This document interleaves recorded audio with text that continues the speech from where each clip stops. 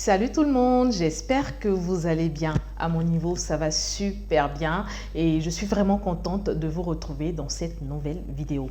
Aujourd'hui, nous allons continuer dans le même canevas de la discussion d'hier, de la vidéo d'hier.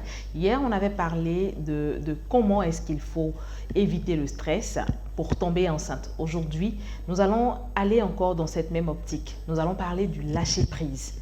Comment est-ce qu'il faut lâcher prise pour optimiser ses chances de tomber enceinte? Puisque lorsque nous sommes en essai bébé, cette envie-là est tellement forte, l'envie de faire un enfant. Et c'est vraiment difficile à expliquer. C'est facile à dire à ces personnes qui sont en essai bébé de lâcher prise, mais comment est-ce qu'il faut faire? Il y a certains couples qui ont cette chance-là.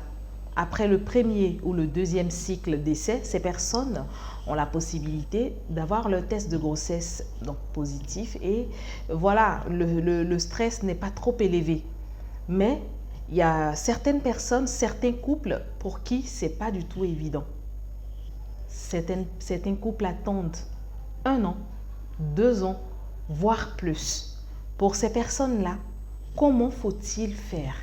Comment lâcher prise? Puisque cette envie-là nous vient des tripes. Ce n'est pas du tout facile de dire à une personne qui est en essai bébé de lâcher prise, surtout pour une personne qui est en attente depuis des années. C'est une triste réalité et il est important qu'on en parle. Sachez mes essayeuses, surtout celles qui sont en essai bébé depuis de longues années, sachez qu'il est important de lâcher prise. Donc aujourd'hui, c'est du lâcher prise que nous allons parler brièvement. Alors, si tu te retrouves sur cette vidéo, sache que ce n'est pas un hasard. Je t'invite à la suivre jusqu'à la fin puisque cette vidéo peut t'aider ou même aider une personne qui est en quête d'enfant. Je t'invite avant de continuer de liker la vidéo, de commenter et surtout de partager avec tes amis. Je souhaite la bienvenue au nouveau sur Quand bébé se fait attendre by Lalla. Je suis Lalla Christelle Nguesson, 2 fois Ballon d'Or. Le but de ma chaîne est d'accompagner les couples en essai bébé par des astuces, des story time et aussi par mon expérience personnelle puisque je suis passée aussi par là. Voilà, donc nous allons sans plus tarder commencer. Comment lâcher prise lorsqu'on est en essai bébé? La plupart du temps, l'on nous dit qu'après 12 mois ou 24 mois sans contraception, il est conseillé de se rendre donc à l'hôpital, voir un spécialiste, soit un gynécologue ou son généraliste. Et en fonction, celui-ci, après certains examens, vous dira ce qu'il faut faire. Pour certains couples, ce n'est pas du tout évident. Comme je le disais au départ, certains couples ont la chance de vite avoir leur bébé, donc avoir leur test de grossesse positif. Mais pour ces personnes qui attendent plusieurs années, c'est pas du tout évident. Vous voyez, donc à un moment donné, il est important de lâcher prise. Comment est-ce qu'il faut faire? Pour lâcher prise, moi je vous donne une première option. La première option, c'est de s'aimer sans calendrier. Quand je parle de s'aimer sans calendrier, mais c'est vraiment s'aimer sans calendrier, puisque lorsque nous sommes en essai bébé et que cela met du temps, nous avons tendance à faire l'amour comme une routine, ça devient une routine, on le fait sans plaisir. Or, il est dit parfois que c'est l'orgasme qui permet aussi d'avoir les enfants. Donc, lorsque faire l'amour devient comme une routine, ça devient entre griffes une obligation. Franchement, on est coincé et on ne peut pas avoir le résultat escompté puisque on est juste focus sur non, je veux avoir mon enfant, nous voulons avoir notre enfant. Alors, chers couples, si vous êtes en essai bébé depuis un bon moment, je vous invite à vous aimer sans calendrier. Déposez le calendrier de côté, faites l'amour quand vous pensez. Quand vous le sentez, faites l'amour puisque faire l'amour doit être une passion pour vous. Voilà, donc mettez le calendrier de côté, mettez la période d'ovulation de côté, mettez en tout cas certaines restrictions de côté. Aimez-vous sans calendrier.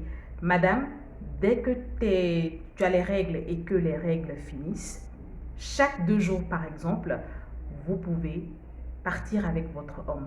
Mais si vous n'avez pas envie, ne faites pas de cela une obsession. Vous n'êtes pas obligé de faire l'amour chaque 2 jours. Vous allez voir que quand vous allez le faire avec envie, avec passion, l'orgasme viendra et écoutez plus votre corps. Voilà. En écoutant plus son corps, on peut répondre aux attentes de son corps. Est-ce que vous savez que lorsqu'on est en période même d'ovulation, on a tendance à avoir envie de faire l'amour. Donc, lorsque vous avez envie, lâchez-vous, faites tout ce que vous faites avec votre conjoint d'habitude. Il ne faudrait pas que faire l'amour soit une routine pour vous. C'est l'erreur que beaucoup font. Lorsque nous sommes omnibulés par la période d'ovulation, le calendrier ou même certaines applications que nous avons, on ne fait plus l'amour pour faire plaisir à l'autre. On ne fait plus l'amour parce qu'on a envie, mais on le fait parce qu'on a envie de faire bébé. On fait de l'amour une routine et on n'éprouve plus rien. Voilà, donc il est vraiment important de mettre bas la terre. Aimez-vous sans le calendrier. Faites l'amour quand vous avez envie. Voilà, aussi pour les personnes qui sont en essai bébé, je suis passée par là. Lorsqu'on est en essai bébé, on a tendance à suivre beaucoup son alimentation. Puisque je le dis souvent dans mes vidéos, avoir un enfant passe par notre assiette. Il faut manger équilibré. Oui, c'est vrai, il faut manger équilibré. Mais à un moment donné, lorsque on a en tête faire notre enfant et qu'on se crée certains blocages, on ne mange plus ce qu'on a envie de manger. Mesdames, faites-vous plaisir. Faites-vous plaisir en éliminant le sucre surtout et en mangeant moins de sel. Donc moins de sucre, moins de sel, mais mangez ce que vous souhaitez manger. Pendant un moment, il est important de mettre pause puisque lorsque on est en essai bébé, oui, voilà, lorsqu'on est en essai bébé, on met pause sur notre vie. On ne se fait plus plaisir et on mange ce qu'on nous demande de manger. Oui, j'ai vu mon nutritionniste qui m'a demandé de manger ci, ça ne me plaît pas trop, mais c'est ce que vu que je veux avoir un enfant, c'est ce que je mange. Si vous avez mis 5 ans d'attente et que ça ne vient pas, mangez ce que vous souhaitez manger. En tout cas, lâchez prise. Faites l'amour quand vous le souhaitez, quand vous avez envie. Mangez ce que vous souhaitez manger en adoptant bien sûr une hygiène de vie alimentaire. Voilà. Et aussi, voyagez. Voyagez, faites de petites sorties.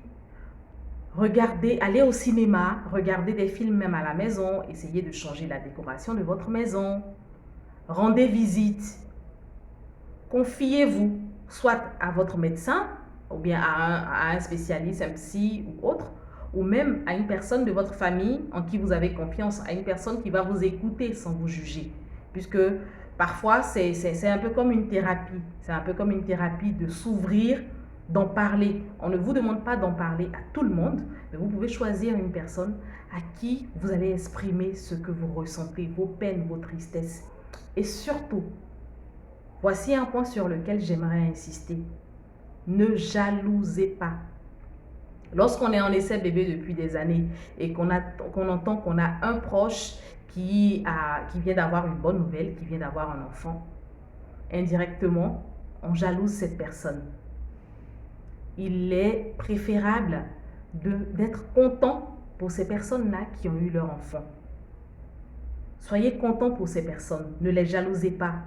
Pour ces femmes qui sont en essai bébé, aujourd'hui, je suis un peu scandalisée lorsqu'une dame dit qu'elle veut faire un enfant ou même vous êtes enceinte et cette fibre maternelle, vous ne l'avez pas. Quand on veut chercher un enfant, quand on cherche un enfant, quand on veut un enfant, monsieur, madame, mais aimez les enfants des autres. C'est en cela que quelque chose peut se passer. Il peut y avoir un déclic. Rapprochez-vous des enfants des autres. Jouez avec les enfants. Offrez-leur de petits cadeaux. Je ne peux pas comprendre que tu dises que tu veux faire un enfant et tu n'aimes pas les enfants. C'est paradoxal. Ne jalousez pas. Aimez les enfants. Approchez-vous des enfants. Et ce cœur de petit enfant même pourra entendre indirectement ce que vous souhaitez. Alors, mettez bas la terre, vivez, lâchez-vous, lâchez prise. Surtout, si après 1 an, voire 2 ans ou plus, vous n'avez pas vos enfants, ben voyez votre médecin. Vous pouvez vous-même proposer à votre médecin de faire soit l'insémination ou une FIV. Donc préparez-vous financièrement et vous le faites vraiment de façon tranquille, puisque certaines personnes souhaitent faire la FIV ou souhaitent faire l'insémination, ne savent pas ce que ça coûte et après, le stress financier aussi prend le dessus. Mais quand le stress financier prend le dessus, c'est clair que c'est échoué d'avance. Donc pendant que vous êtes dans vos essais bébés, pendant que vous lâchez prise, faites aussi des savings. En faisant des savings, par rapport à la situation qui va se présenter à vous, vous pourrez faire face. Puisqu'il peut avoir une grossesse, mais la grossesse peut se dérouler difficilement, il va falloir casquer, il va falloir enlever de l'argent. Donc c'est dès maintenant, pendant que vous êtes en essai bébé, que vous deviez faire aussi des savings pour ne pas avoir le stress financier. Déjà, le stress d'avoir un enfant n'est pas évident. Si en plus du stress d'avoir un enfant, vous avez un stress financier, ça ne sera pas du tout évident pour vous. Alors, chers couples en essai bébé, soyez zen. Dites-vous que le moment n'est pas encore arrivé, mais préparez-vous à l'attente de votre bébé. Soyez gai, soyez joyeux. Pour ceux qui ont déjà des enfants, et votre tour arrivera très bientôt. Au-delà de 2 mois d'essai bébé, si vous n'avez toujours pas de test de grossesse positif, rendez-vous à l'hôpital le plus proche. Voyez votre gynécologue ou votre médecin traitant qui pourra vous orienter vers un spécialiste de la fertilité. Pour faire soit une FIV, vous proposez vous-même au médecin puisque vous serez préparé financièrement. Vous faites soit l'insémination, soit une FIV et après on croise les doigts pour que Mère Nature réponde favorablement à vos attentes. Sur ce, je vous souhaite bonne chance dans vos essais bébés. Je vous souhaite de passer une agréable journée ou une agréable soirée. Voilà, on se dit à la prochaine vidéo. Surtout, n'oubliez pas de vous abonner, de liker, de partager avec vos amis et d'inviter vos amis à s'abonner à ma chaîne YouTube. On se dit à la prochaine vidéo. Portez-vous bien. Bye bye.